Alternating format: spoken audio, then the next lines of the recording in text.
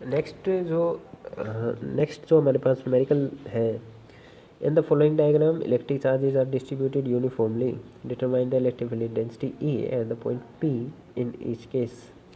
तो आपके पास ये जो फर्स्ट पार्ट है ये देखिए आप, आपके पास देखिए एक इन्फिनिटी लॉन्ग वायर ऐसा दे रखा है, ये इन्फिनिटी लॉन्ग वायर दे रखा है आप, तो एक वायर है इन्फिनिटी लॉन्ग इस तरीके से, एक वायर ये दिख रहा है इधर पॉजिटिवली चार्ज है दोनों के दोनों, है ना। और फिर एक रिंग या बोल लो आपके पास एक आर्क दिख रही है आपके पास, एक आर्क की नेगेटिवली चार्ज है, और एक पे प्लस लेमडा चार्ज डेंसिटी है तो दूसरे पे माइनस लेमडा चार्ज डेंसिटी है। And you have to find electric field intensity at this P point. समझ में आया क्वेश्चन आप सभी को? थोड़ा सा बड़ा करके मैं इसको जूम करके दिखा दे रहा हूँ। आपके पास एक ये वायर है ऐसा, इस पर पॉजिटिव चार्ज है, एक वायर ये है ऐसा, इस पर पॉजिटिव चार्ज है, इन्फिनिटी लॉन्ग है, ये आपके पास एक आर्क है नेगेटिवली चार्ज, और आपको इस पी पॉइंट पर इलेक्ट्रिक फील्ड निकालने हैं। इस वायर के इस एंड से या इस वायर के इस एंड से यहाँ तक का डिस्टेंस आपके पास इस आर्क की रेडियस के बराबर होगा, है ना।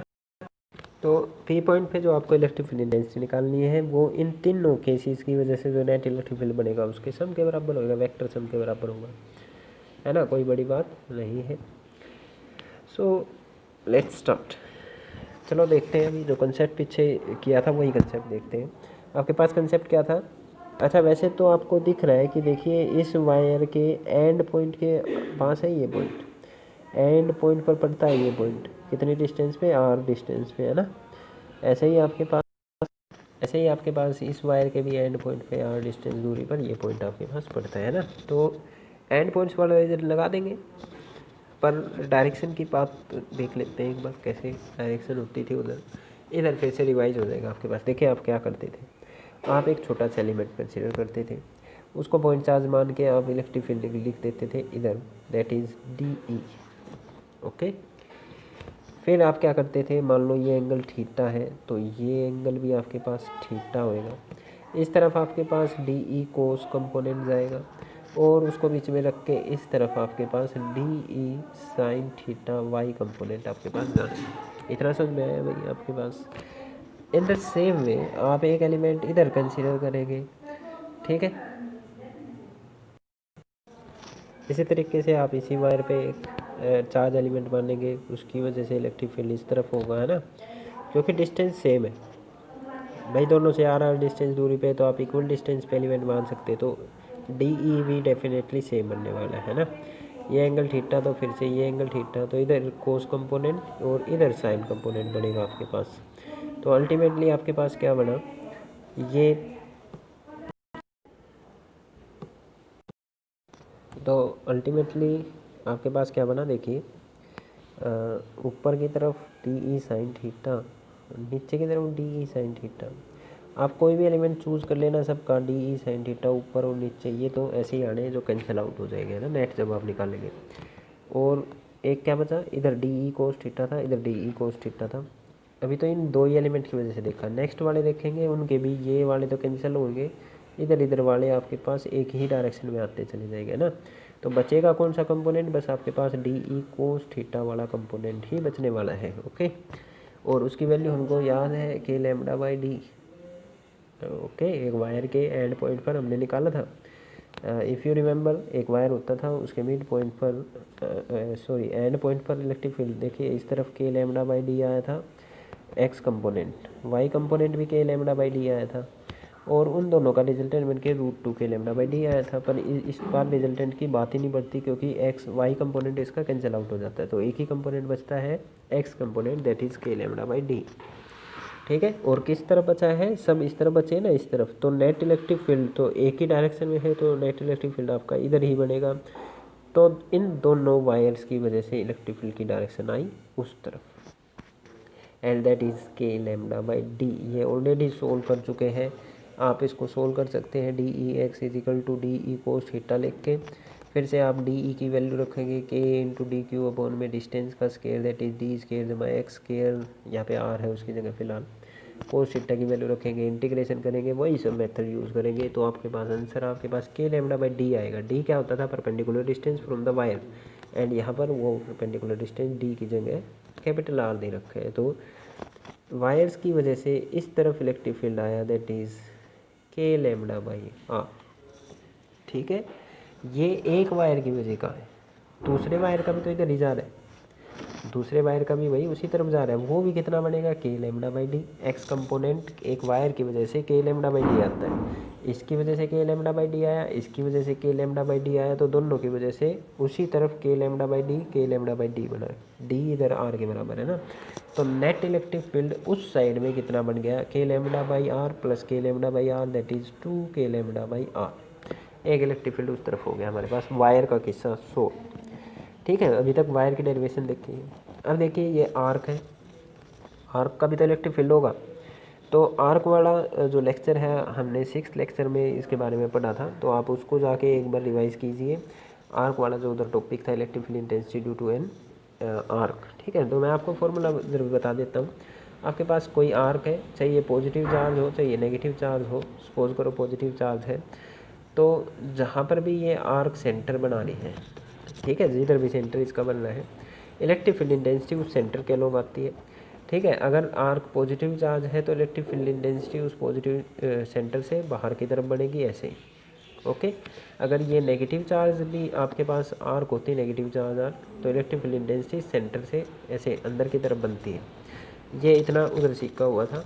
ऑल्सो ये फॉर्मूला किसी भी आर्क का आपके पास क्या बनता था, सपोज करो ये थीटा एंगल है, थीटा एंगल क्या, जो वो आर्क अपने सेंटर पर एंगल बना रही है उसको आप थीटा एंगल बोल रहे हैं। ठीक है, आर्क जो अपने सेंटर में बनाती है उसको आप क्या बोलते हैं, थीटा एंगल। तो इसका फॉर्मूला आपके पास क्या था, 2 के लेमडा अपॉन में जो भी डिस्टेंस, जो भी इसकी रेडियस है वो, इनटू में sine theta by 2, that was the formula for the electric field intensity due to an arc, charge distribution on arc. Formula क्या था, 2 के lambda by R, R is the radius of that arc, into में sine theta by 2, theta is the angle made at the centre.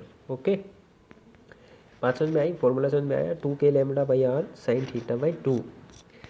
यहाँ पे आपके पास semi circular ring है ना, angle इस, ये ऐसी रिंग है, नेगेटिव चार्ज है, ऐसी रिंग है, तो आपके पास सेंटर पर एक सेमी सर्कल कितना एंगल बनाता है, 180 डिग्री का एंगल बनाता है। अगर 180 डिग्री का एंगल बनाता है तो आपके पास देखिए 2 के लेमडा बाई रेडियस इनटू में साइन थीटा कितना है, 180 degree divided by 2, that is sine 90 degree, और साइन 90 कितना होता है 1, तो ये भी कितना आया 2 के लेमडा बाई आर, है ना। तो रिंग भी उतना ही इलेक्ट्रिक फील्ड इधर लगा रही है, सेमी सर्कुलर रिंग, 2 के लेमडा बाई आर। ऑल्सो दोनों वायर का कुल मिला के उस तरफ कितना बनना था, 2 के लेमडा बाई आर। बस अब डायरेक्शन देखनी याद आ गई रहेगी, क्योंकि ये नेगेटिव चार्ज है तो नेगेटिव चार्ज में सेंटर की तरफ इलेक्ट्रिक फील्ड होता है, अब ये भी डिस्कस किया था। तो आपके पास अल्टीमेटली इस पॉइंट पर इस तरफ और इस तरफ भी 2 के लेमडा बाई आर और इस तरफ भी 2 के लेमडा बाई आर। ठीक है, तो अल्टीमेटली केस ये बना, वो तो नेट इलेक्ट्रिक फील्ड इंटेंसिटी यहाँ पर क्या बनेगी आपके पास, जितना इलेक्ट्रिक फील्ड राइट की तरफ है उतना ही इलेक्ट्रिक फील्ड लेफ्ट की तरफ है, तो E net will be equal to this minus this, that is equal to 0। This will be the answer. Okay, ठीक है, तो आप इसको इधर से पढ़ सकते हैं। नेक्स्ट क्वेश्चन देखिए, इजी सा है, इसी का पार्ट लगा लीजिए, वायर नहीं है इसके अंदर। एक सेमी सर्कल रिंग ये है, थोड़ा सा बड़ा करके इसको देख लेते हैं। ठीक है, एक सेमी सर्कल रिंग आपके पास ये है, इस पर पॉजिटिव चार्ज है, और एक सेमी सर्कल रिंग ये है, इस पर नेगेटिव चार्ज है। सेमी सर्कल नहीं है, देख लें दोबारा से एक बार फिर से, ये पॉजिटिव चार्ज वाली यहाँ तक है, ठीक है, यहाँ तक ये आपके पास पॉजिटिव चार्ज वाली होगी, और ये आपके पास छोटी सी आपके पास नेगेटिव चार्ज वाली होगी। चार्ज डेंसिटी बराबर है, इस पर माइनस लेमड़ा है, उस पर प्लस लेमड़ा है। ठीक है, बस साइन का फर्क है, एक पे पॉजिटिव चार्ज है, एक पर नेगेटिव चार्ज है। You have to find the electric field intensity at the point P. Okay, you have to find the electric field intensity at the point P. P point पर electric field intensity निकालनी। तो इस problem को deal करने के लिए वैसे तो आप इलेक्ट्रिक फील्ड लिख सकते हैं, कोई बड़ी बात है नहीं, फिर भी देखिए दो मेथड से कर लेते हैं। एक तो डायरेक्ट फार्मूला लगाइए, आप कुछ मत सोचिए, डायरेक्ट फार्मूला लगा दीजिए। डायरेक्ट फार्मूला लगाना है तो आपको देखिए अभी भी फार्मूला बताया था, एक आर्क की वजह से 2 के लेमडा बाई उसकी रेडियस जो होती थी इनटू में sine theta by 2, theta is the angle made at the centre by that arc, that was the formula, है ना। तो आप इसको दो पार्ट्स में डिवाइड कर लीजिए। एक पार्ट तो ये छोटा सा है, नेगेटिव वाला है ना, नेगेटिव वाले के इलेक्ट्रिक फील्ड इंटेंसिटी उसके सेंटर की तरफ होती है। ओके, तो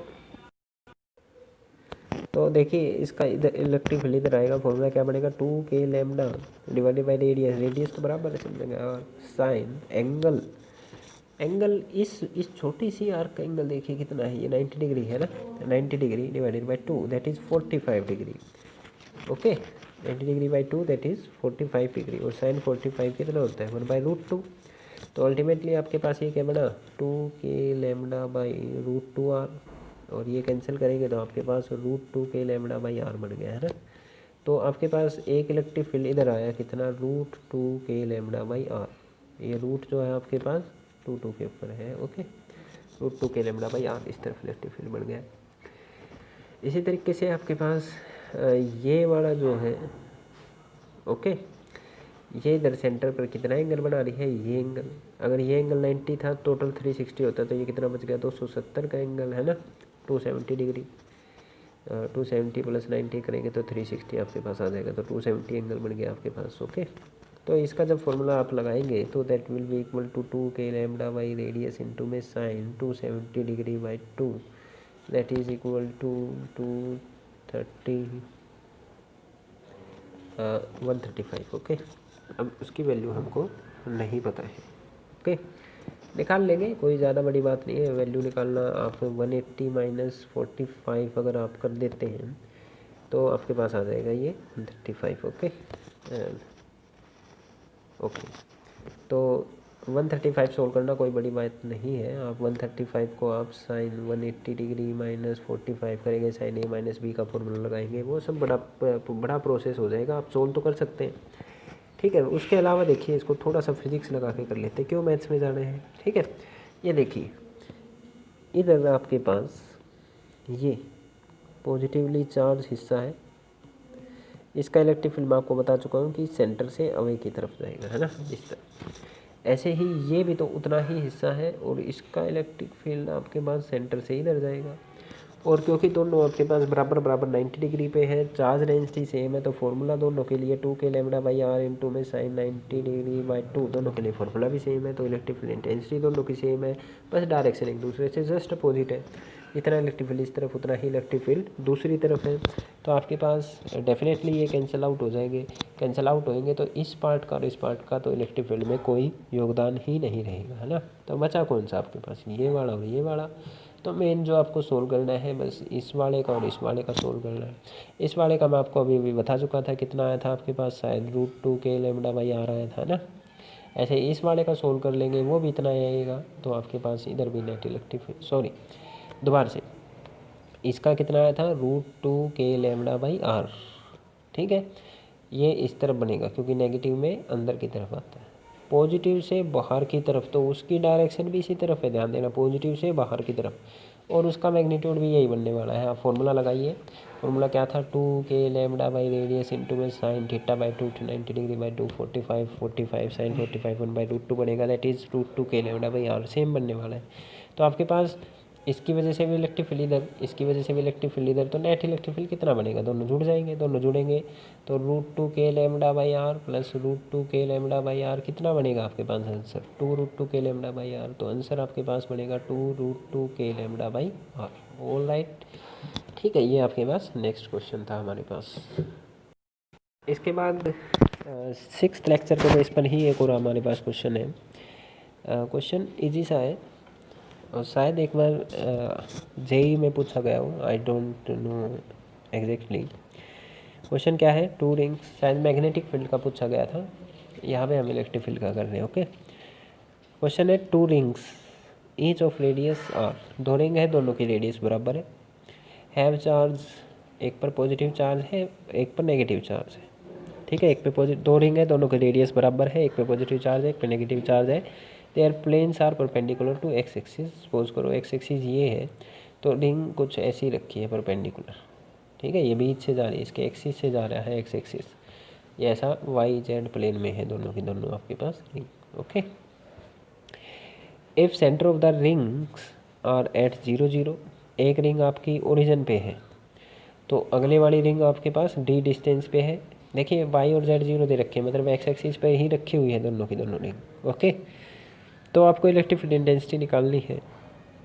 एक्स 0 0 पर, अब एक्स किधर पड़ रहा है, एक्स डी से बड़ा है। कुछ थोड़ा सा एक बार ज़रूर देखते हैं इसको। सपोज करो ये ओरिजिन है और ये आपके पास एक्स एक्सिस है, तो एक रिंग तो इन्होंने बोली हुई है ओरिजिन पे ही रखी हुई है 0 0 0 0 पर, है ना। तो एक रिंग तो ये 0 0 0 पर रखी हुई है। दूसरी रिंग आपके पास एक्स में कितना डिस्टेंस चलने पे, डी डिस्टेंस पे पॉजिटिव है, तो मतलब कि इस तरफ, है ना। कुछ डी डिस्टेंस चलने पे इधर आपके पास ये दूसरी रिंग रखी है और इसका सेंटर कितना बना, D, 0, 0, है ना। आपको इलेक्ट्रिक फील्ड इंटेंसिटी निकालनी है किसी पॉइंट x 0 0 पर, और x डी से भी बड़ा है, मतलब इस डी से भी ज़्यादा डिस्टेंस यहाँ कहीं पे इलेक्ट्रिक फील्ड इंटेंसिटी निकालनी है, that is at x distance from the origin. Okay. और एक पे आपके पास इस वाली पे पॉजिटिव चार्ज है, तो इस वाली पे नेगेटिव चार्ज है, और यहाँ पे इलेक्ट्रिक फील्ड इंटेंसिटी निकालनी है। कोई बड़ी बात नहीं है, जैसे वायर वाला किया था 3 वायर वाला, वैसा ही कुछ उसी तरीके का है। Just you have to know the electric field intensity at the axial point of a ring. और ये बड़ा डिटेल में किया था ये टॉपिक हमने 6th लेक्चर में, तो आपको बार बार बोल रहा हूँ कि 6th लेक्चर रिवाइज़ कीजिए। जिसने नहीं देखा हुआ है वो जाके देखिए, जिसने देख लिया है पहले वो अपने नोट्स रिवाइज कर सकता है, या एटलीस्ट फार्मूला इस टाइम के लिए देख सकता है। तो रिंग के लिए फार्मूला याद दिला देता हूँ। रिंग के एक्सिस पर कितना भी मान लो आर डिस्टेंस या जितना भी, दोबारा से, एक रिंग है, रिंग की रेडियस सपोज करो कैपिटल आर है, और उससे एक्सिस पर कहीं एक्स डिस्टेंस पर आपसे इलेक्ट्रिक फील्ड पूछा गया, तो उस इलेक्ट्रिक फील्ड का फॉर्मूला होता है के इंटू रिंग पर जो चार्ज है वो इंटू में डिस्टेंस, जहाँ जितने डिस्टेंस पर इलेक्ट्रिक फील्ड निकालना था, डिवाइडेड बाई रेडियस का स्केयर जमा उस डिस्टेंस का स्केयर, और टोटल की पावर 3/2, है ना। तो ये आपके पास ये फॉर्मूला है K Q X divided by R square जमा एक्स स्केयर की power 3/2, where X is the distance of that point where we have to find the electric field intensity at the axial point, and R is the radius of that ring. तो आपके पास दोनों की radius same दे रखी है, बस distances अलग अलग पड़ेंगे, तो उस डिस्टेंस के हिसाब से इलेक्ट्रिक फील्ड इंटेंसिटी निकली है। फिर से आपके पास इलेक्ट्रिक फील्ड इंटेंसिटी अगर पॉजिटिवली चार्ज रिंग हुआ करती थी तो आउटवर्ड होती थी उस पॉइंट पर, अगर नेगेटिवली चार्ज रिंग होती थी तो इनवर्ड होती थी। तो ये चीज़ याद रखेंगे। इस पॉइंट पर इलेक्ट्रिक फील्ड इंटेंसिटी निकालनी है, इस वाले की वजह से इलेक्ट्रिक फील्ड उस तरफ होगा, इस वाले की वजह से इलेक्ट्रिक फील्ड इस तरफ होगा। डेफिनेटली उनका मैग्नीट्यूड अलग अलग रहेगा। क्यों रहेगा? क्योंकि डिस्टेंस अलग अलग है। तो एक को E1 मान लेते हैं, एक को E2 मान लेते हैं। Okay, just you have to use this formula and write E1 and E2। तो हम जब E1 लिखने जा रहे हैं तो E1 इसकी वजह से था, है ना। फॉर्मूला क्या है? K इंटू इस पर चार्ज क्या था? Q। यहाँ से वहाँ तक का डिस्टेंस, यहाँ से पूरा उस पॉइंट का डिस्टेंस इस कोऑर्डिनेट से पता चल रहा है कितना है, x डिवाइडेड बाई, अब रेडियस का स्केयर जमा उस पॉइंट तक का डिस्टेंस का स्केयर और total power 3/2, that is E1। ये इधर लिख के भी हुई है। ओके, अब आपको इसकी वजह से लिखना है। फॉर्मूला क्या? मैग्नीट्यूड मैं अभी जस्ट लिख रहा हूँ, के मैग्नीट्यूड अभी भी Q है, यहाँ से वहाँ तक का डिस्टेंस। अब इससे इस तक का डिस्टेंस कितना बनेगा ये आपको सोचना है। ओके, ये टोटल डिस्टेंस x था, ये इतना सा d है, तो ये कितना बचा भाई? x minus D definitely. तो आपके पास ऊपर क्या आएगा? x minus D divided by radius का स्केयर जमा उस डिस्टेंस का स्केयर की पावर 3/2। तो नेट इलेक्ट्रिक फील्ड किसी पॉइंट पर कैसे निकालते हैं? उन दोनों का वेक्टर सम करते हैं हम। वेक्टर सम कैसे होता है? डायरेक्शन को लेकर, एक अगर आपका उस तरफ है एक इस तरफ है तो दोनों घटने वाले हैं। तो नेट निकालने के लिए दोनों टर्म्स को सब्ट्रैक्ट करना है, बस आपको। इसके बाद एलसीएम लेना है। एलसीएम जब आप ले रहे हैं कुछ कॉमन लेके तो उसको सोल्व करेंगे, ठीक है। उससे पहले आपको क्वेश्चन में ही एक कंडीशन दी गई है, दैट इज़ आपके पास x is very very very greater than d, और d तो इटसेल्फ r से भी बड़ा था, तो r तो बहुत छोटा होगा ना, रेडियस तो बहुत छोटी होगी। अगर रेडियस बहुत छोटी होगी तो you can neglect the radius part, ठीक है। तो हम r को नेगलेक्ट कर रहे हैं, r को नेगलेक्ट करेंगे तो ये कितना बनेगा? के क्यू एक्स, भाई नेगलेक्ट करना में तो 0 ही रख दिया, तो के क्यू बाई एक्स स्केयर की पावर 3/2, एक्स स्केयर की पावर 3/2 करेंगे तो एक्स क्यूब बच गया, है ना। एक्स स्केयर की power 3/2 that is x cube, ये आपके पास एक्स क्यूब आएगा इधर। ओके, ठीक है, यहाँ पे आपके पास क्या आएगा? X cube. ऐसे ही ये वाली टर्म आपके पास क्या बन जाएगी? आपने किसको नेगलेक्ट कर दिया? आर को। तो आप आर को नेगलेक्ट करेंगे तो देखिए क्या बनता है? K Q X minus D divided by R तो नेगलेक्ट हो गया, एक्स माइनस डी स्केयर की पावर 3/2 करेंगे तो 3 पावर, ये पावर कैंसिल, तो के Q by x minus D का स्केयर बच गया, एक्स माइनस डी का स्केयर बच गया। ठीक है, यहाँ पे देखो एक्स क्यूब बना पर एक एक्स ऊपर भी था, उस एक्स से ये एक्स कैंसिल हो गया तो एक्स स्केयर ही हो जाएगा। ओके, ध्यान देना, आर को नेगलेक्ट किया तो ये नीचे एक्स क्यूब बच गया था, इसको सोल्व करेंगे तो एक एक्स ऊपर भी तो है, उससे कैंसिल हो गया, ये आपके पास एक्स स्केयर ही हो गया। तो दोनों टर्म से के क्यू बाई एक्स स्केयर को के Q by X square common ले लो, कॉमन लेंगे तो यहाँ तो 1 बच गया, इसको एक्स स्केयर से डिवाइड करेंगे, कॉमन एलसीएम लेंगे, तो ये आपके पास छोटा सा मैथ्स है, आप इसको देख लेना तो आपके पास ये आंसर आ जाएगा। Okay, checkout. नेक्स्ट जो हमारे पास क्वेश्चन है, question number 13, that is, actually में 13 से ज़्यादा क्वेश्चन हो गए, कुछ को मैंने पार्ट्स में ही एडजस्ट कर दिया था, है ना, तो बहुत सारे क्वेश्चन हो गए। और इसके अलावा भी आप क्वेश्चन प्रैक्टिस कीजिए, जो भी डाउट्स हो आप कमेंट सेक्शन में बता सकते हैं, या फिर जिनके पास मेरा नंबर है व्हाट्सएप ग्रुप में जो ऐड है वो वहाँ पर भी पूछ सकते हैं। एक दिन किसी दिन फिर डाउट क्लास रख लेंगे और आपके डाउट्स को ले लेंगे। ओके, तो क्वेश्चन आपके पास क्या है, एक pendulum bob of mass 80 milligram, ये भी एक टाइप ऑफ क्वेश्चन है जो जनरली पूछा, इस टाइप का क्वेश्चन भी पूछा जा सकता है या पूछा गया है, तो मैं टाइप्स को बस टच कर रहा हूँ, आपको उस टाइप के क्वेश्चन और प्रैक्टिस करने। ओके, इंपॉर्टेंट क्वेश्चन है ये सारे। A pendulum bob of mass 80 milligram, तो मास कितना है आपके पास बॉब का, पेंडुलम है, पेंडुलम में बॉब लगा होता है नीचे, 80 मिलीग्राम। ठीक है, मिली में मतलब 10⁻³ ग्राम हो गए। फिर आप ग्राम को भी किलोग्राम में चेंज करेंगे तो एक ग्राम में 10⁻³ किलोग्राम हो जाएंगे। तो अल्टीमेटली आपके पास 80 × 10⁻6 kg आपके पास बढ़ गया है ना, तो मिलीग्राम को चेंज कर लेना, वो कोई बड़ी बात नहीं है। तो ये आपके पास मास दे रखा है बॉब का।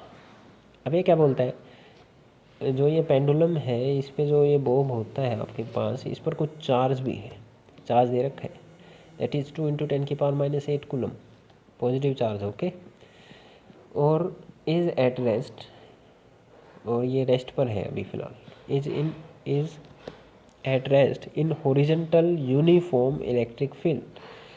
आगे जाके electric field uniform non uniform की भी बात करेंगे। वैसे आपको यूनिफॉर्म वेलोसिटी, यूनिफॉर्म एक्सेलरेशन, ये सब आपने यूनिफॉर्म मोशन पढ़ा हुआ है, एंड यू नो यूनिफॉर्म मतलब एक समान, एक जैसा इलेक्ट्रिक फील्ड हर जगह पे। ओके, तो एक uniform electric field horizontal, horizontal मतलब इस तरफ ऐसा इलेक्ट्रिक फील्ड, इसके अंदर ये रेस्ट पर है। ठीक है, और इलेक्ट्रिक फील्ड की भी वैल्यू आपको दे रखी है 2 × 10⁴ वोल्ट पर मीटर या न्यूटन पर कूलम। इलेक्ट्रिक फील्ड की ये यूनिट होती है आपके पास, न्यूटन पर कूलम अभी तक हमने पढ़ी है, वोल्ट पर मीटर आगे आ जाएगी। तो आपको क्या करना है, find the tension in the thread, tension आपको उस थ्रेड में निकालनी है जब उस वो रेस्ट पर है इलेक्ट्रिक फील्ड के अंदर है, और जो वर्टिकल के साथ वो एंगल बनाना है वो निकालना है। कोई नहीं, बड़ा इजी सा कंसेप्ट है। देखिए ये एक वो पहले यहाँ था, सपोज करो इस पर कोई भी इलेक्ट्रिक फील्ड अभी अप्लाई नहीं किया, इसका एम मास था, मास mg नीचे की तरफ एक्ट कर रहा था, टी टेंशन ऊपर की तरफ एक्ट कर रही थी इस टाइम पे फ़िलहाल। ठीक है, दोबारा से ये बॉब है, चार्ज था इसके पास, पर जब तक इलेक्ट्रिक फील्ड नहीं होगा या कोई दूसरा चार्ज इसके पास नहीं आएगा तब तक उसकी तो कोई इंटरेक्शन होगी नहीं। ठीक है, अर्थ इसको अपने सेंटर की तरफ mg फोर्स से खींच रही होगी, और उसकी वजह से एक टेंशन का फोर्स इसमें ऊपर की तरफ आ रहा होगा, है ना। अभी तक ये केस था। अभी ये क्या बोल रहे हैं कि नहीं भाई, उधर एक इलेक्ट्रिक फील्ड भी है हॉरिजॉन्टल, ज़रूरी नहीं आप इसको राइट में लें, आप लेफ़्ट में भी ले सकते हैं, उन्होंने इसको फिक्स नहीं किया है कि लेफ़्ट में है या राइट में है। ओके, बस हॉरिजॉन्टल है और यूनिफॉर्म है और उसकी वैल्यू दे रखी है। तो इलेक्ट्रिक फील्ड इधर लगा, अब फिर से इलेक्ट्रिक फील्ड का इफेक्ट देखते हैं क्या हुआ होगा। ओके, इस पर क्यू चार्ज था, इलेक्ट्रिक फील्ड इस तरफ लगा, एक Q charge positive charge electric field में रखा है। तो क्या आपको याद है एक पॉजिटिव चार्ज पर इलेक्ट्रिक फील्ड में क्या होता है, फोर्स लगता है, किस तरफ फोर्स लगता है, फील्ड की ही डायरेक्शन में। कई बार इस पर डिस्कशन हो चुका है, F/Q that is equal to electric field intensity. अगर Q पॉजिटिव है तो फोर्स की डायरेक्शन वही होगी जिस डायरेक्शन में इलेक्ट्रिक फील्ड है। तो उस Q चार्ज पर एक फोर्स उसी डायरेक्शन में लगा जिस तरफ इलेक्ट्रिक फील्ड है, तो इस तरफ QE फोर्स लगा। अगर इस तरफ फोर्स लगेगा तो आपके पास जो बॉब इधर था इधर ना रह के थोड़ा सा इधर डिस्प्लेस हो जाएगा। ठीक है भाई, फोर्स लगा है तो उधर चला गया, जब तक चलेगा जब तक आपके पास कहीं ना कहीं फोर्सेस का बैलेंसिंग नहीं हो जाती। और क्योंकि उसको रेस्ट पे करना है तो एटलीस्ट यहाँ पे रेस्ट पे नहीं रहेगा, कहीं आगे ही जाके रेस्ट पे आएगा। तो सपोज करो वो वर्टिकल के साथ किसी थीटा एंगल पर जाकर रेस्ट पर आ गया। अब हम वही सब इक्वेशंस लगाते हैं। इस पर एक क्यू ई फोर्स उस तरफ लग रहा था, इसका वेट एम जी इस तरफ एक्ट कर रहा है। अगर इसी को मैं ऊपर बढ़ाऊँ तो ये एंगल भी थीटा बनेगा, है ना। इस तरफ स्ट्रिंग में टेंशन टी है, तो जिस टेंशन एक फोर्स है तो जिस तरफ आपके पास एंगल होगा उस तरफ उसका कौन सा कंपोनेंट चला गया, कोस कंपोनेंट, है ना, टी कोस थीटा। और इसको बीच में रख के इस तरफ कौन सा कंपोनेंट चला गया, टी साइन थीटा, है ना। समझ में आया। देखिए इधर ये वाला आपके पास, इधर आपके पास टी कोस थीटा बन गया, इधर टी साइन थीटा बन गया, नीचे एम जी है, इधर क्यू है, ये अभी भी लिखाया था। क्योंकि चार्ज आपके पास रेस्ट पे है तो सब तरीके के फोर्स आपके पास बैलेंस होंगे। मतलब कि ये वर्टिकल वाले और ओरिजेंटल वाले सब फोर्स बैलेंस होंगे। बैलेंस होंगे मतलब लेफ्ट के राइट के बराबर होंगे, ऊपर के नीचे के बराबर होंगे, इक्विलिब्रियम वाली कंडीशन है ना। तो आपके पास ऊपर क्या है, टी कोस थीटा, नीचे क्या है एम जी, ये दोनों आपके पास बराबर होंगे। इसी तरीके से आपके पास लेफ्ट में क्या है, टी साइन थीटा, राइट में क्या है आपके पास क्यू ई, ये भी आपके पास बराबर होंगे, है ना। तो आपके पास एंगल पूछा गया है और टेंशन पूछी गई है, तो ये दो इक्वेशन आ गई। दो इक्वेशंस का यूज़ करके आप इनको निकाल सकते हैं इजीली। सपोज करो इक्वेशन 2 डिवाइडेड बाई इक्वेशन 1 कर देता हूँ, तो इसके बटे में ये करेंगे तो टी से T cancel, sine theta by cos theta that will be equal to tan theta that will be equal to Q E by M G. आपको चार्ज की वैल्यू दे रखी है, इलेक्ट्रिक फील्ड की वैल्यू दे रखी है, मास की वैल्यू दे रखी है, ग्रेविटी की वैल्यू दे रखी है। इसको रखेंगे तो आपके पास ये आंसर आ जाएगा। ठीक है, थीटा इक्वल टू 27 डिग्री, या आप यहाँ पर भी छोड़ सकते हैं अगर वैल्यू आपको टेबल अगर अवेलेबल नहीं है। फिर आपको टेंशन निकालनी थी, थीटा की वैल्यू आ गई तो इस इक्वेशन में रख दें, या इस इक्वेशन में रख दें, किसी भी इक्वेशन में रख दें। आपके पास सब की वैल्यूज़ आप रखेंगे, थीटा जो 27 डिग्री आएगा वो रखेंगे तो आपके पास टेंशन की वैल्यू सोल्व होके आ जाएगी। ओके, तो ये था आपके पास 13th क्वेश्चन। ओके, नेक्स्ट है आपके पास क्वेश्चन नंबर 14। और क्वेश्चन 14 आपको बोलता है, एक फिगर है, ये यहाँ पे देख लेते हैं इसको। आप होमवर्क में भी, चलो होमवर्क में तो नहीं, हम ही कर लेते हैं। In figure tracks of 3 charge particles in a uniform electric field. देखिए आपके पास जनरली इसके अंदर क्या है, ये कैपेसिटर प्लेट्स दिखा रखी है एक्चुअली में, है ना। ये कैपेसिटर प्लेट्स दिखा रखी है, एक इधर पॉजिटिव चार्ज है, इधर नेगेटिव चार्ज है। कैपेसिटर पढ़ेंगे आगे जाके, कोई दिक्कत नहीं है। पॉजिटिव से नेगेटिव की तरफ इलेक्ट्रिक फील्ड होता है, बस इतना याद रखिए। ठीक है, ऐसा इलेक्ट्रिक फील्ड है इधर, उसकी भी जो अभी फ़िलहाल नहीं पड़ेगी। ओके, तो ये 3 पार्टिकल्स ऐसे ऐसे जा रहे हैं आपके पास। क्वेश्चन आपसे पूछा गया है, which particle have highest charge by mass ratio. Charge by mass ratio मतलब कि क्यू बाई एम रेशियो किस पार्टिकल की ज़्यादा है। But just by seeing them, just by watching their trajectory, you have to tell whose Q by M ratio is more. अब देखने से क्या पता चल रहा है, क्या कोई आइडिया है हमारे पास कि किसकी ज़्यादा होगी। यहाँ पे ये दिख रहा है कि कौन ज़्यादा मुड़ रहा है, कौन कम मुड़ रहा है ना, ये तो दिख रहा है। फिलहाल देखेंगे इस क्वेश्चन को। ऑल्सो इसमें एक पार्ट ये भी पूछा जा सकता है कि ये जो फर्स्ट पार्टिकल, सेकंड पार्टिकल और थर्ड पार्टिकल, इन पे किस तरीके का, किस नेचर का चार्ज है। तो डेफिनेटली ये दिख रहे हैं, ये पॉजिटिव की तरफ भाग के जा रहे हैं, पॉजिटिव की तरफ भाग के जा रहे हैं तो इन पर नेगेटिव चार्ज होगा, या नेगेटिव की तरफ भाग के जा रहे हैं तो इन पर पॉजिटिव चार्ज होगा। तो ये क्वेश्चन सिंपल सा है, इसको कोई नहीं पूछता। इसके अलावा आपसे पूछा गया है कि अगर ये जो इलेक्ट्रिक फील्ड है ये एक्स डिस्टेंस तक लगा हुआ है, तो आपके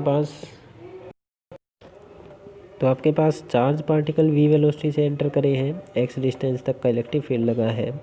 तो जो ये शिफ्ट नहीं आ रहा है आपके पास, देखिए ये सीधा एंटर कर रहा था और सीधा एंटर करके ऐसे मुड़ गए, तो जो ये डिस्प्लेसमेंट हो रही है, या फिर बोल लो इसकी चार्ज बाई मास रेशो है, ये किस किस फैक्टर पर डिपेंड कर रही है इधर। ठीक है, चार्ज बाई मास रेशो निकालने के लिए आप क्या क्या चीज़ें यूज़ कर सकते हैं। ध्यान देना, ये एक बड़ा एक एक्सपेरिमेंट यूज़ करते हैं हम, CRO कैथोड रे ऑसिलोस्कोप, वहाँ की वर्किंग में भी इस चीज़ का यूज़ होता है। ओके, इस जो ये वाला टॉपिक जो हम करने जा रहे हैं, इस टॉपिक का यूज़ हो रहा है CRO की वर्किंग में, कैथोड रे ऑसिलोस्कोप। ठीक है, या फिर आपके पास चार्ज बाई मास रेशियो जब स्टार्टिंग में निकाली गई थी, कई मेथड है उसके, थॉमसन मेथड है जैसे आपके पास। ठीक है, तो आप मैग्नेटिक या CRO का कैथोड रे ऑसिलोस्कोप की मदद से भी आप ये निकाल सकते हैं। ओके, CRT की हेल्प से charge by mass ratio. Starting में देखिए मिल्टन सोइल ड्रॉप एक्सपेरिमेंट से मैंने आपको बताया था चार्ज तो हमने निकाल लिया था। अब बात आई थी कि मास कैसे निकाला गया इलेक्ट्रॉन का, है ना। चार्ज तो मिल्टन सोइल ड्रॉप एक्सपेरिमेंट में निकाल लिया था, मास निकालना बड़ा मुश्किल हो गया था। एक इलेक्ट्रॉन को पकड़ के तराजू पे तो रखा नहीं जा सकता है आपके पास, है ना। तो चार्ज निकाल लिया था, फिर हमने फाइंड आउट किया कि चार्ज बाई मास रेशियो निकाली जा सकती है इलेक्ट्रिक फील्ड मैग्नेटिक फील्ड की हेल्प से।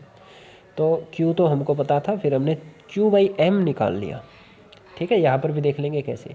Q बाई M निकाल लिया, तो Q पता था, Q बाई M की वैल्यू पता है तो M आ जाएगा, है ना। भाई Q M बाई M की वैल्यू मान लो X है, Q की वैल्यू पता है, X की वैल्यू पता है, तो M आ जाएगा ना आपके पास, कोई बड़ी बात। तो इस टॉपिक को समझने के लिए हम टॉपिक करने जा रहे हैं motion of a charge particle in a uniform electric field. ठीक है, एक चार्ज पार्टिकल एक यूनिफॉर्म इलेक्ट्रिक फील्ड में एंटर करता है तो उसका मोशन किस तरीके का रहता है आपके पास। ओके, तो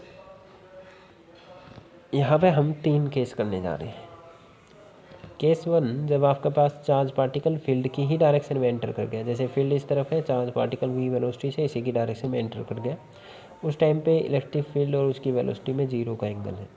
ठीक है, एक केस करेंगे जब चार्ज पार्टिकल या तो रेस्ट पे है या फिर फील्ड की ही डायरेक्शन में एंटर कर गया। दूसरा आप कर सकते हैं फील्ड से अपोजिट डायरेक्शन में एंटर कर गया, इलेक्ट्रिक फील्ड उस तरफ था, चार्ज पार्टिकल इस तरफ एंटर कर गया, मतलब 180 डिग्री से एंटर कर गया, तब क्या होगा।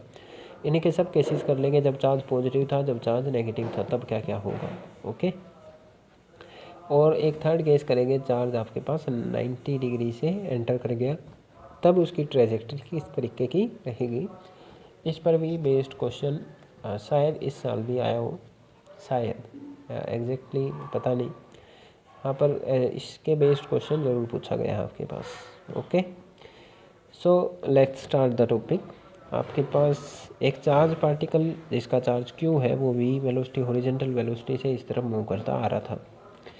अगर आपके पास ये बीच में कोई भी दिक्कत ना हो उसको, तो आप सभी को न्यूटन फर्स्ट लॉ से पता है कि कोई भी बॉडी अपने आप से अपनी डायरेक्शन चेंज नहीं करेगी, वो और मोशन में है तो मोशन में रहेगी। तो आपको इस चार्ज पार्टिकल को स्ट्रेट लाइन में चले जाना था और इस पॉइंट से आके टकरा जाना था, है ना। सीधी अगर इधर जाती, अगर बीच में कोई दिक्कत, कोई एक्सटर्नल फोर्स इस पर एक्ट नहीं करवाया जाता, but there is external force. यहाँ पर आपको दिया गया है एक इलेक्ट्रिक फील्ड ऐसा एक्ट कर रहा है। ओके, दोबारा से इलेक्ट्रिक फील्ड ऐसे आपके पास एक्ट कर रहा है, 90 डिग्री वाला केस हो गया। चार्ज पार्टिकल इधर एंटर करा है, इलेक्ट्रिक फील्ड इधर एंटर करा है, तो आपके पास 90 डिग्री वाला केस है। चार्ज पार्टिकल 90 डिग्री से एंटर करा है, but will be it's trajectory. Question can be ask in any manner. they can ask they will give you 2 charge particles and ask about their Q by M ratio, charge by mass ratio, or they can ask the trajectory. They can find they can make you find Q by M ratio dependence on other factors like electric field, distance, etc. Okay, so what we have here, आपके पास electric field इस तरफ है, charge particle suppose करो positive है, जैसे ही charge particle इसमें enter करा, अब की बार इलेक्ट्रिक फील्ड सीधा जाएगा नहीं। क्यों नहीं जाएगा, क्योंकि इलेक्ट्रिक फील्ड की ही डायरेक्शन में एक पॉजिटिव चार्ज पर फोर्स लगता है। पॉजिटिव चार्ज इस तरफ जा रहा था, इलेक्ट्रिक फील्ड उस तरफ लग रहा है, तो इलेक्ट्रिक फील्ड की ही डायरेक्शन में फोर्स लगेगा। तो एक चार्ज इधर जा रहा है, फोर्स उस तरफ लग गया, तो इस फोर्स की वजह से चार्ज पार्टिकल फोर्स की डायरेक्शन में मूव करना स्टार्ट करेगा, कुछ रिजल्टेंट, तो थोड़ा सा ऊपर उठता उठता अपनी डायरेक्शन चेंज कर लेगा, है ना। ये तो समझ में आ रहा है सभी को बात। चार्ज पार्टिकल जैसे ही इधर एंटर करा तो थोड़ा सा ऊपर जाता जाएगा, जब तक इलेक्ट्रिक फील्ड आपका रहेगा ये ऊपर जाता जाएगा। जैसे ही इलेक्ट्रिक फील्ड से बाहर गया, तो जिस डायरेक्शन में बाहर निकला उधर ही सीधा चला जाएगा, फिर से न्यूटन लॉ को फॉलो करेगा, क्योंकि एक्सटर्नल फोर्स लगने बंद हो गए, है ना। तो वो कहीं पे जाके टकराएगा आपके पास बी पॉइंट पर शायद। Okay, let the electric field जो आपके पास है वो बस एक्स विड्थ में आपके पास लग रहा है। ओके, और जो चार्ज पार्टिकल ने अपनी जो पाथ चेंज किया है वो सपोज करो थोड़ा सा वाई डिस्टेंस से ऊपर डिस्प्लेस हो गया। भाई ऐसा सीधा जा रहा था, ऐसा सीधा ना जाके थोड़ा सा वाई डायरेक्शन, वाई डिस्टेंस ऊपर की तरफ आपके पास डिस्प्लेस हो गया है। Alright, so you have to find the trajectory, और उसी में आपके पास चार्ज बाई मास रेशियो वगैरह सब का आंसर आ जाएगा। ओके, सो एक बात इधर ये है कि फोर्स आपका वाई डायरेक्शन में लग रहा है और चार्ज पार्टिकल मूव कर रहा था एक्स डायरेक्शन में। एक एक्स डायरेक्शन में मूव करने वाला चार्ज पार्टिकल, उसकी वेलोसिटी v थी, क्या उस पर वाई डायरेक्शन में लगने वाला फोर्स उसकी वेलोसिटी को चेंज कर सकता है? Projectile motion, if you remember, ठीक है, प्रोजेक्टाइल मोशन अगर आपको आपको याद हो तो प्रोजेक्टाइल मोशन में क्या होता था, आपके पास हॉरिजॉन्टल वेलोसिटी हर पॉइंट पर सेम मिलती थी। ये यू कोस थीटा, यहाँ पर भी you cos theta, U cos theta, U cos theta, सब जगह पे यू कोस थीटा होती थी, है ना।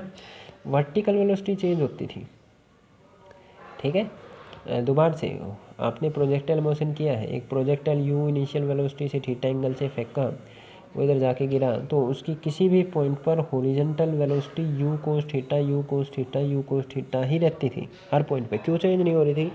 क्योंकि हॉरिजॉन्टल डायरेक्शन में कोई फोर्स ही नहीं होता था except the gravitation force, the force of gravity, all the other forces were neglected in the projectile motion.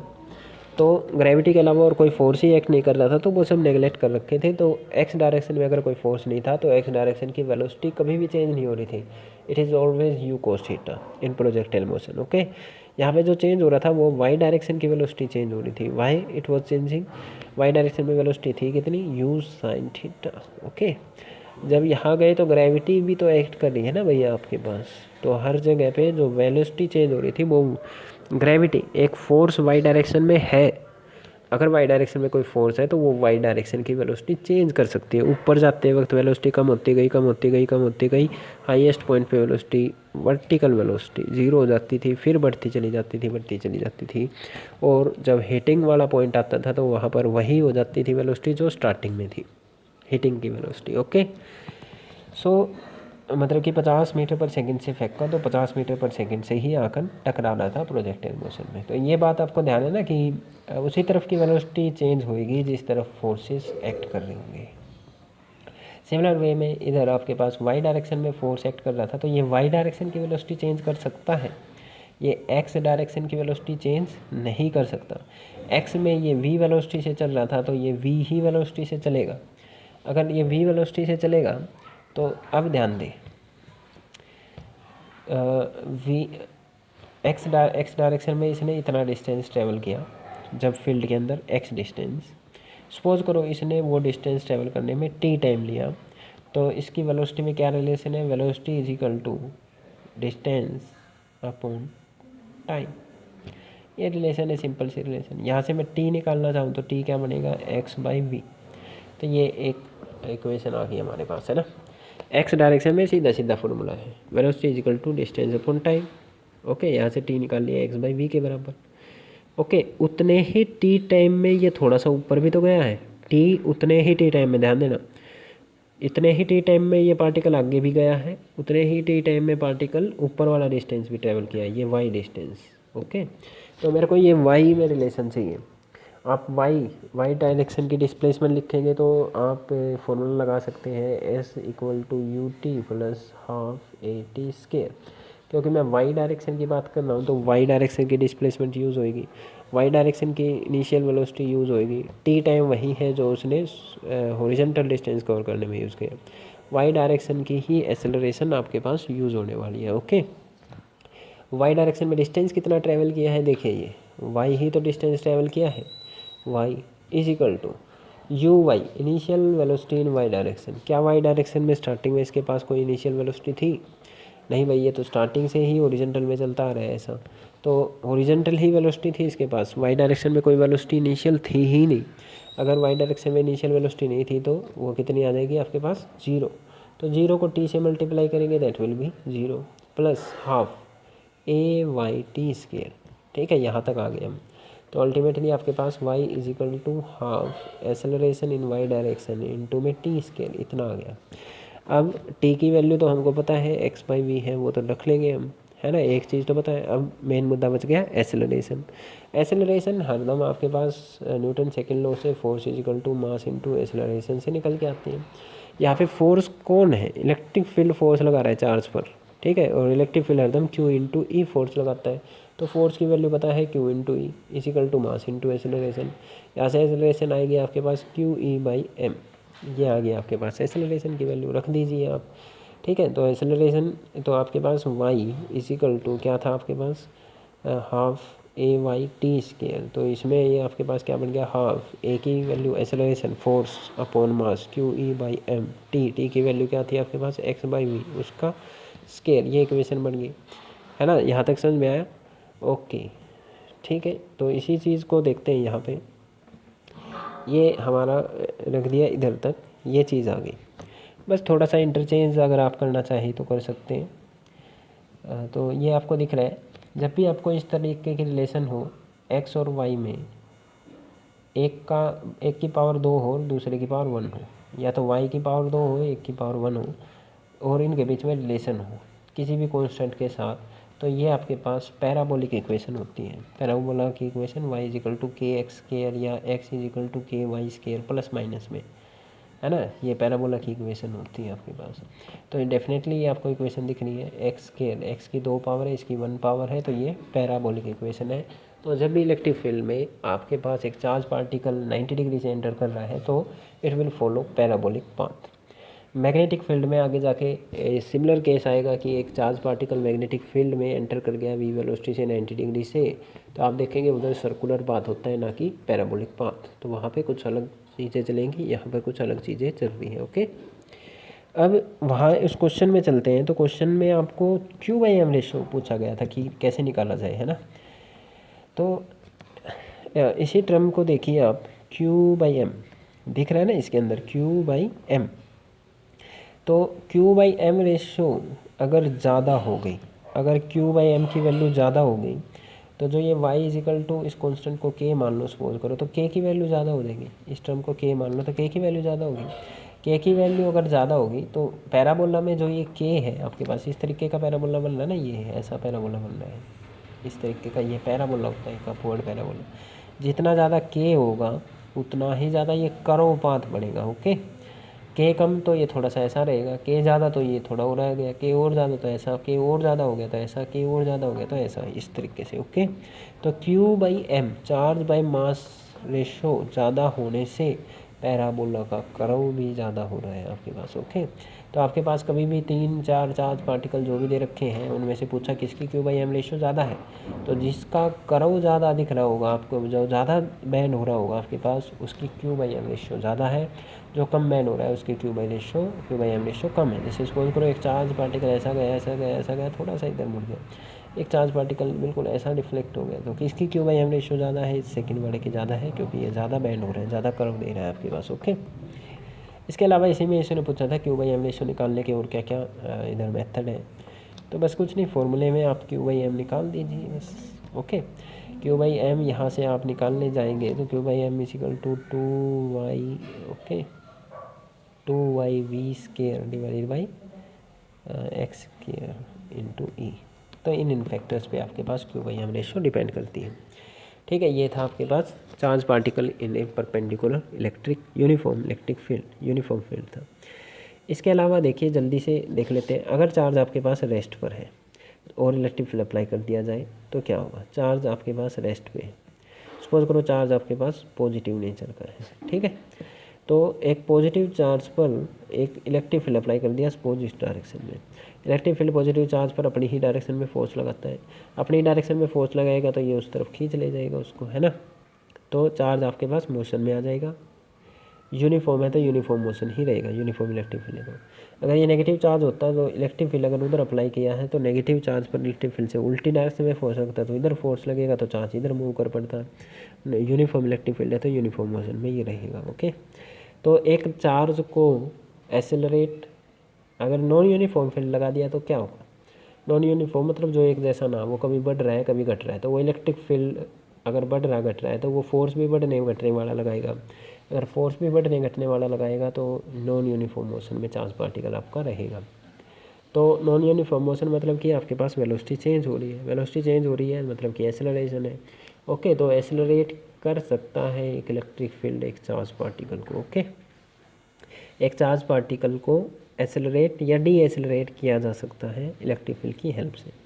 तो कोई चार्ज पार्टिकल अगर 0 डिग्री के एंगल से एंटर करा, मतलब जिस तरफ इलेक्ट्रिक फील्ड है उसी तरफ चार्ज पार्टिकल एंटर किया है, तो अगर पॉजिटिव चार्ज है तो देखिए आपके पास एक चार्ज पार्टिकल इधर भाग रहा था v वेलोसिटी से, पॉजिटिव चार्ज पार्टिकल, आपने एक इलेक्ट्रिक फील्ड उसी तरफ अप्लाई कर दिया है, इलेक्ट्रिक फील्ड पॉजिटिव पे उसी तरफ फोर्स लगा रहा है, तो एक आदमी आगे की तरफ, एक साइकिल आगे की तरफ जा रही है और उसको आप आगे ही धक्का दे दो तो क्या होगा, एक्सेलरेट हो जाएगा। तो पॉजिटिव चार्ज को एक्सेलरेट कर देगा।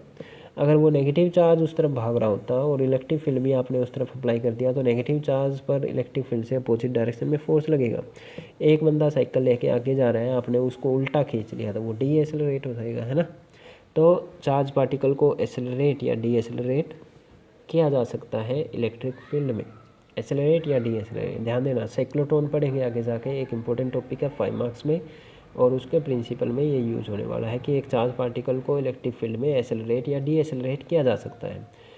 एक्सेलरेट या डी एक्सेलरेट करने का मतलब उसकी स्पीड चेंज की जा सकती है, उसकी वेलोसिटी चेंज की जा सकती है। बट जब आप मैग्नेटिक फील्ड में ये पढ़ेंगे तो आप देखेंगे magnetic field can not change the speed of a charge particle, magnetic field can only change the velocity. Okay, magnetic field आपके पास वेलोसिटी भी डायरेक्शन चेंज करके चेंज कर सकता है। ओके, स्पीड चेंज नहीं कर सकता magnetic field, whereas electric field आपका स्पीड चेंज कर सकता है।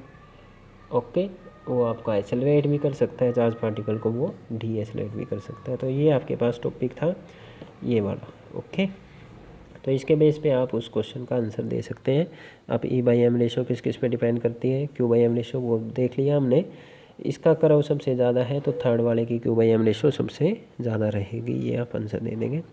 लास्ट क्वेश्चन पे हमारे हैं, ए कॉपर बॉल ऑफ डेंसिटी 8.6 ग्राम पर सेंटीमीटर क्यूब।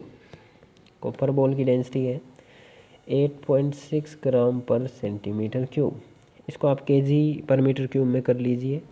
8.6 इंटू के जी में करेंगे तो 10⁻³ डिवाइडेड बाई सेंटर क्यूब को मीटर क्यूब में करेंगे तो 10⁻² का क्यूब करेंगे तो 10⁻⁶। ओके, ये आपके पास 8.6 इंटू कितना बनेगा 10⁻3, ये बन गया 8.6 इंटू 10⁻3, इसको आप लिख लेंगे 8600। ओके, तो ये आपके पास दे रखी थी density of A copper, density of the copper ball.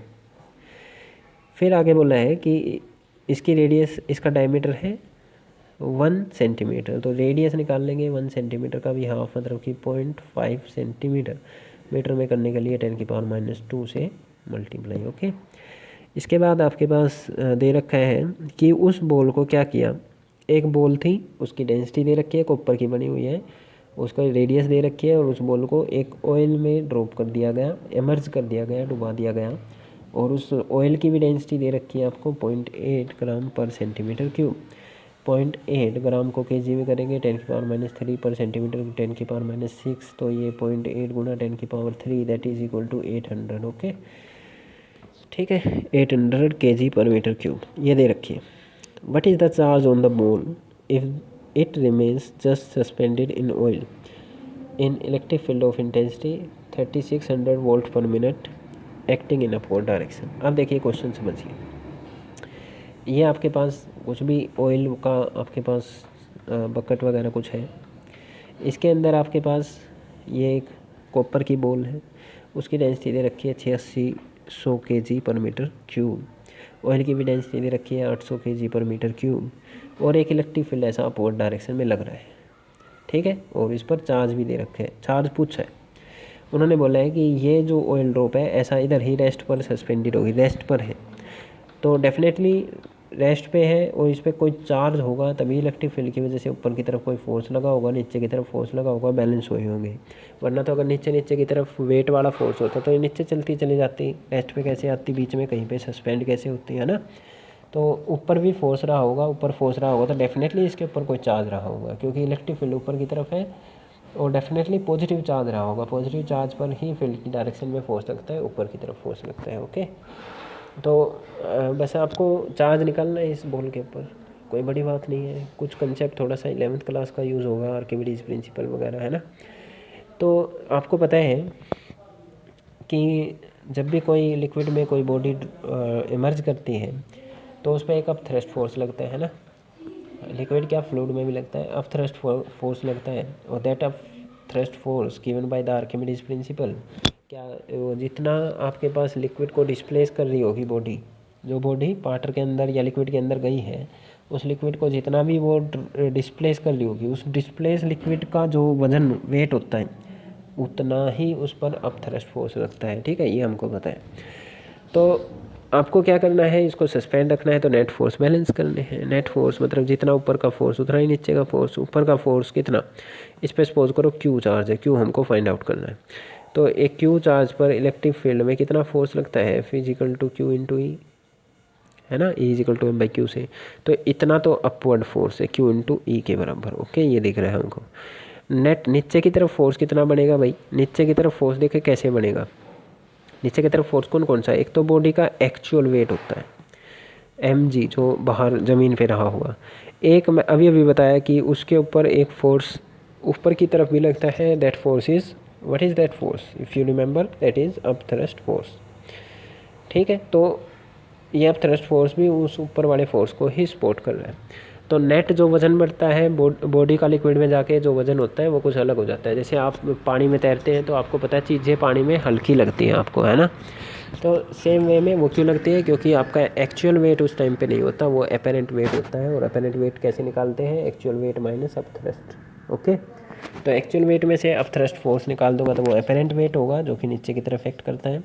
इस अपेरेंट वेट और इस एफ ई को बराबर कर दूंगा तो आपके पास क्यू चार्ज निकाल लेंगे। ओके, तो आपने क्या किया, सस्पेंड है तो इक्विलिब्रियम कंडीशन है, इक्विलिब्रियम कंडीशन है तो एफ ई ऊपर की तरफ का फोर्स और जो नीचे की तरफ का अपेरेंट फोर्स है वो बराबर होंगे। F E will be equal to Q E, और अपेरेंट वेट क्या होता है अभी भी बताया, एक्चुअल वेट में से अप थ्रस्ट जो है वो घटा देंगे। ओके, तो क्यों मेन जो मुद्दा है ये 11th क्लास का कंसेप्ट है, तो 2-3 कंसेप्ट मिलके जब भी क्वेश्चन बनता है तो वो हरदम इम्पोर्टेंट आपके पास रहता है। ओके, तो एक्चुअल वेट तो डेफिनेटली mg होता है, किसी भी चीज़ का एक्चुअल वेट तो m इंटू मास है, उस चीज़ का मास इंटू में ग्रेविटी। किसी भी बॉडी का मास डेंसिटी की टर्म में अगर आप देखें तो क्या होता है आपके पास डेंसिटी का फॉर्मूला, अगर आपको रिमेंबर हो, if you remember density, suppose करो उसकी डेंसिटी ρ1 थी, डेंसिटी का फॉर्मूला होता है mass of that body that is divided by volume. तो मास को आप कैसे लिख सकते हैं, डेंसिटी इंटू में वॉल्यूम। डेंसिटी आपके पास ρ1 है, वॉल्यूम आपके पास, क्योंकि वो स्पेरिकल बॉडी है तो 4/3 पाई आर क्यूब होगा। तो आप मास को क्या लिख सकते हैं, 4/3 पाई आर क्यूब इंटू में density of that copper ball, ये एक्चुअल वेट होगा। ओके, तो 4/3 पाई आर क्यूब डेंसिटी, तो मास तो इतना हो गया इंटू में ग्रेविटी जी, ये इधर रखा हुआ है, तो ये हो गया एक्चुअल वेट आपके पास। ओके, अब अप थ्रस्ट फोर्स, अभी अभी मैंने बताया था अप थ्रस्ट फोर्स बॉडी पर उतना ही लगता है जितना लिक्विड वो डिस्प्लेस कर रही है उसका वेट है। ठीक है, तो कितना लिक्विड डिस्प्लेस कर रही है उसका वजन निकालना है। ओके, एक बॉडी जिसकी जितनी वॉल्यूम होगी उतनी तो जगह घेरेगी और उतना ही तो पानी लिक्विड डिस्प्लेस करेगी वो। अब मान लो भाई एक आपके पास एक ईंट है, तो वो ईंट एक नाव जितना एक थोड़ी ना वो लिक्विड को डिस्प्लेस कर देगी भाई। एक ईंट है वो एक टाइटेनिक के जहाज जितना लिक्विड थोड़ी ना डिस्प्लेस कर देगी। ईंट की जितनी खुद की वॉल्यूम है वो उतना ही आपके पास लिक्विड डिस्प्लेस करेगी। ओके, तो यहाँ पे तो इसकी खुद की वॉल्यूम 4/3 पाई आर क्यूब थी, तो इतनी ही तो वॉल्यूम डिस्प्लेस करेगी। तो वॉल्यूम पता है, जो इस लिक्विड में ऑयल में जिसमें ड्रॉप किया है उसकी डेंसिटी भी पता है, तो कितना लिक्विड डिस्प्लेस हुआ। ठीक है, इसको कैसे लिखेंगे, मास इंटू ग्रेविटी, कुछ अलग इस तरीके से। ओके, ये मास आपको जानना है। मास का फॉर्मूला फिर से डेंसिटी वाले फॉर्मूले से, density is equal to mass upon volume वाले फॉर्मूले से। ठीक है, मास कितना होगा, डेंसिटी इंटू में वॉल्यूम, तो मास m डैश या जो कुछ भी आप मानना चाहिए इंटू ग्रेविटी को क्या लिख सकते हैं, density of that liquid into में वॉल्यूम। मैंने बताया कि वॉल्यूम उतनी ही यूज़ होएगी जितनी बॉडी की खुद की वॉल्यूम है, इंटू में जी। अब के बाद डेंसिटी किसकी यूज़ हुई है, डिस्प्लेस लिक्विड की। ओके, जो कि ऑयल था इधर, तो ये कुछ नहीं 4/3 पाई आर क्यूब ρ2 जी। ये कंसेप्ट बड़ा किया हुआ है हमने। Okay, 7th unit fluid dynamics में आपके पास 11th क्लास में। तो बस अब कुछ बचा नहीं है आपके पास, 4/3πr³ इसमें से कॉमन लिया, अंदर बचा ρ1 माइनस ρ2, और ये आपको बता चुका हूँ मैं ρ1 और ρ2 की वैल्यू। एक आपके पास डेंसिटी है बॉल की, एक डेंसिटी है आपके पास लिक्विड की, बस इन सब की वैल्यू आपको इस फॉर्मूले में रखनी है। 4/3πr रेडियस भी दे रखी थी 1 सेंटीमीटर, उसको मीटर में कर लेना। ग्रेविटी जी दे रखी है, ρ1 ρ2 दे रखे हैं, इन सबको रखें आप इधर, और यहाँ से क्यू निकालना तो ई को भी इधर ले आए, ठीक है। सब की वैल्यू रखे तो क्यू की वैल्यू आ गई 1.1 × 10⁻⁵ कूलम, ठीक है। ऐसा ही आप एक क्वेश्चन कहीं ना कहीं आपको टर्मिनल वेलोसिटी से पर भी मिल सकता है। टर्मिनल वेलोसिटी आपके पास कंसेप्ट जो आपने, या फिर विस्कोसिटी से रिलेटेड कोई मिल सकता है आपके पास, 6π∗RV जो आपके पास विस्कस ड्रैग फोर्स था, है ना, विस्कस ड्रैग फोर्स, उस पर भी बेस्ड हवा में भी क्वेश्चन दिया जा सकता है आपको। तो एक दो क्वेश्चन ट्राई करना, अगर कोई डाउट आपको रहता है तो आप फिर से डिस्कस कर सकते हैं। सो इलेक्ट्रिक फील्ड इंटेंसिटी के बेस पर जो भी न्यूमेरिकल थे वे हमने जितनी भी टाइप थी लगभग सभी कवर करने की कोशिश करी है इस लेक्चर में। ओके, सो प्लीज़ पढ़िए, आप लगातार पढ़ते रहिए, हम सब आपके लिए मेहनत कर रहे हैं, तो आप भी उतनी ही मेहनत कीजिए।